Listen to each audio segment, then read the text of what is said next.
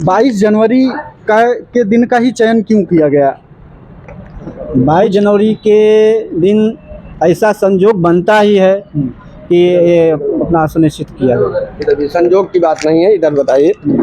22 जनवरी ये राजतंत्र की प्रतिष्ठा है, धर्मतंत्र की नहीं।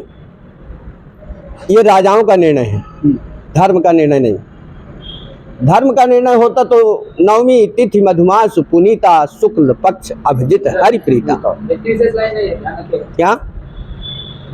नवमी तिथि मधुमास पुनीता शुक्ल पक्ष अभिजित हरि प्रीता। पतझड़ होते हैं, सारी सृष्टि नूतन रूप धारण करती है। सूर्य की किरणें स्वर्णिम दमक प्रदान करती हैं, बसंत की सुंदर बहारें बहती हैं। उस मध्य दिवस में परमात्मा का आगमन हुआ था। क्या? और वो ही समय परमात्मा के लिए एक उचित था, उत्तम था। तो राजतंत्र है, राजतंत्र के द्वारा स्थापना है, धर्मतंत्र के द्वारा। आप बताइए महाराज।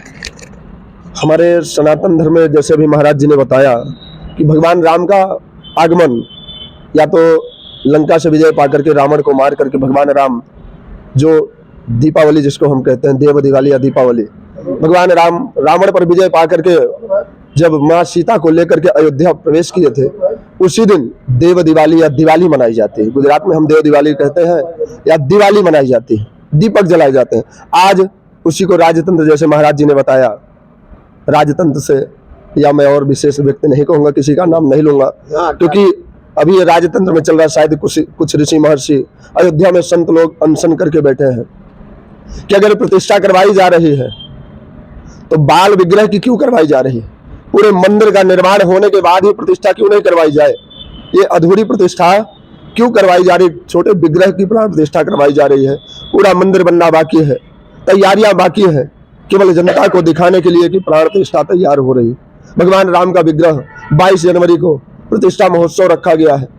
ये पूरे मंदिर को तैयार हो जाने के बाद अगर किया जाए तो उसमें और आनंद और अति आनंद हम सब सनातन धर्म लोगों को मिलेगा। अच्छा, इसमें आपको क्या लगता है कि मंदिर का पूरा तरह से अभी पूरा कार्य हुआ नहीं है और उससे पहले ही जो है ये प्राण प्रतिष्ठा करवा रहे हैं, तो क्या इसके पीछे क्या राज हो सकता है, क्या रहस्य हो सकता है? इसके पीछे रहस्य क्या है कि राजतंत्र है।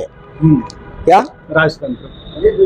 क्योंकि राजतंत्र यदि नहीं होता तो प्रभु के आगमन के लिए, प्रभु की स्थापना के लिए हमारे जो सनातन से चली आ रही परंपराएं हैं गुरुकुल की, जैसे आज की डेट में हमारे भारत में आज भी आदि गुरु भगवान शंकराचार्य को ही धरती का सर्वश्रेष्ठ कहा गया है गुरुओं में, और उनको सभी संप्रदाय, सभी समाज मानती है।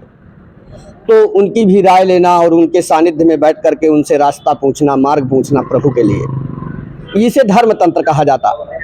उनकी शरण में जाकर के यदि राजा महाराजा लोग हमारे पहुंच करके, क्योंकि उन्हें महाराजा कहा गया है, तो महाराजा की एक गरिमा की रक्षा करनी चाहिए हमारे राजाओं को।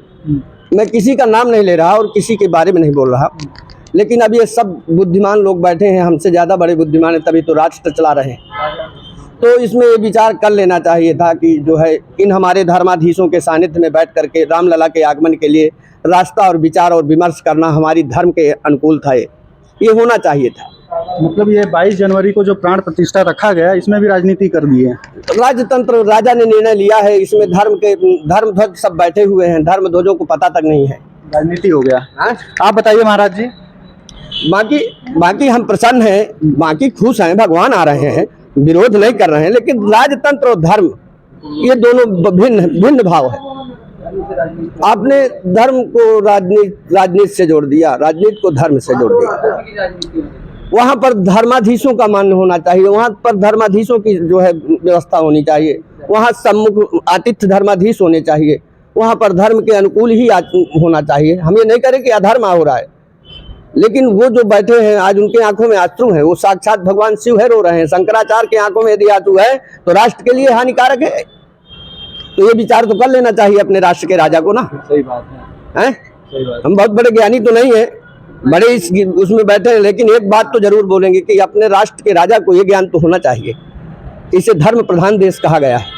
70 साल पीछे लिखे हुए शब्दों को नहीं माना जाता, जो करोड़ों वर्ष पहले लिखे शब्द रखे गए हैं, उससे सृष्टि चलती है, आज के लिखे कागज के पन्नों से नहीं।